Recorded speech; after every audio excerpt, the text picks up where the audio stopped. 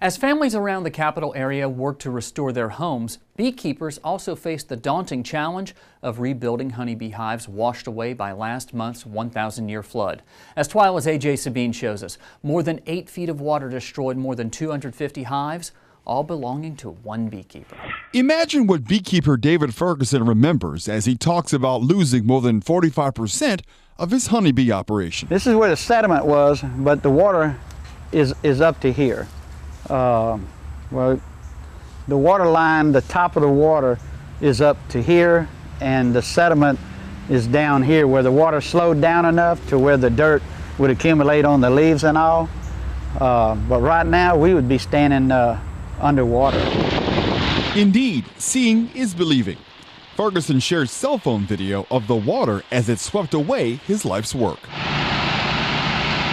Once the water drained away, you can see damaged beehives left in the wake of the flood. All the frames are going to have to be destroyed. Today, things are much different.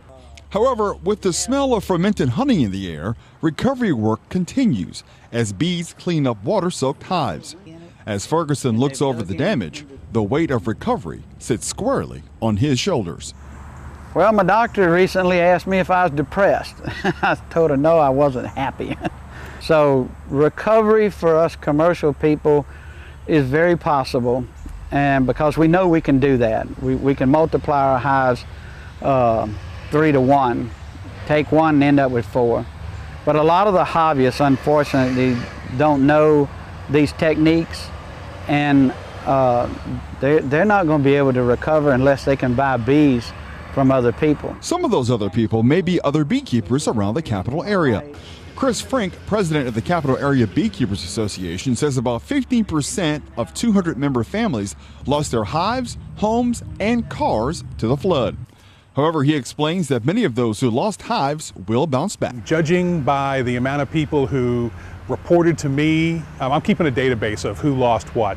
We're going to use some of our club resources to try and help them get back on their feet in beekeeping.